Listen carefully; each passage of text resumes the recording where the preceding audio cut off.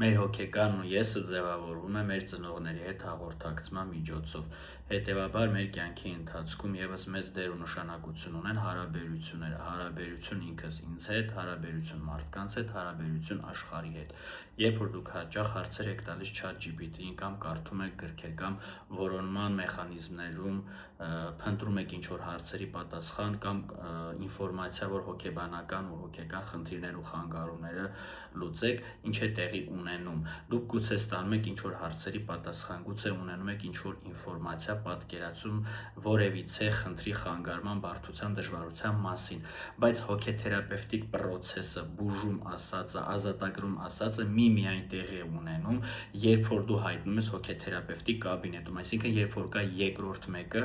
ում հետ ում միջոցով առերեսվել ես քո հուզական աշխարհի հետ։ Միտքը որպես այդպիսի, երբ որ դու մենակ ես, ինքը շատ քիչ դրական բուժիչ ազդեցություն է ունենում, այսինքն կարդալը, ChatGPT-ից ինչ-որ պատրաստի պատասխան ստանալը հնարավորություն չի ստեղծում, որպեսզի դու կապ հաստատես քո հուզական աշխարհի հետ, որոնք են ամոթի զգացումը, մեղավորության զգացումը, պարտքի զգացումը, վախը։ Մենք հեշտությամբ կարող ենք այդ ամեն ինչը մենակ ու թաքուն անել։ Դա չի բերում այն պիկին հուզական, որը որ բուժիչ ազդեցություն է թողնում, իսկ բուժումը տեղի է ունենում, երբ որ հոգեթերապևտի հետ առերեսվում ես իր օգնությամբ, իր միջոցով քո հուզական աշխարհի հետ, ամոթի, մեղավորության, պարտքի զգացման հետ։ Եվ այդ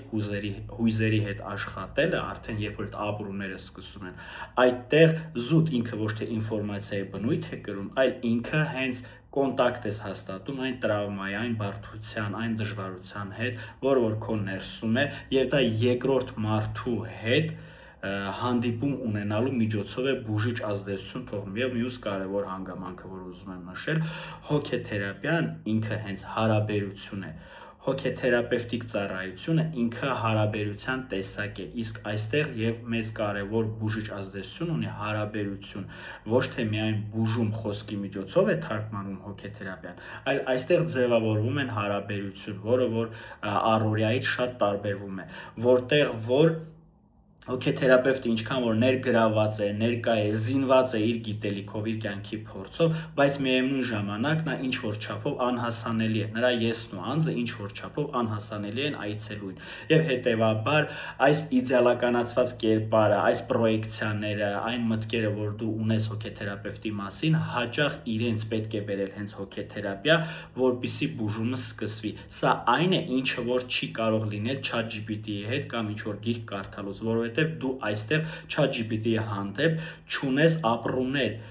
դու չես վախենում, դու չես ամաչում, դու կոնտակտ չես հաստատում քո ամոթի հետ, իսկ ամոթը դա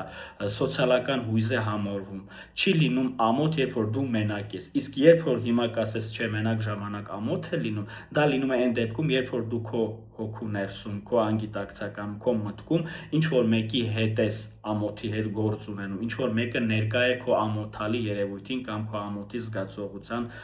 հարցին։ Հետևաբար հարգելիներս, ինչքան էլ որ մարդը ինֆորմացվում է, գրքեր է կարդում, ռացիոնալ մասը զարգացնում է, մինչև հույզերը, հուզական աշխարհը, միտքն ու վարքը իրար հետ կոնտակտ չեն հաստատում ու վերջնարդյունքում աուտենտիկություն չեն ստեղծում իրար հետ,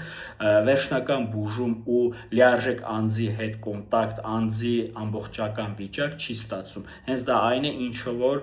կոչվում է կոնգրուենտություն, այսինքն մտքերս, էմոցիաներս, վարքս, պահելաձևս իրար հետ համաձայնացված են։ Եթե ես տխուր բանից եմ խոսում, ես տխրում եմ, եթե ես ուրախ բանից եմ խոսում, դրան համարժեք հույզ եմ արտահայտում։ Այսքանը։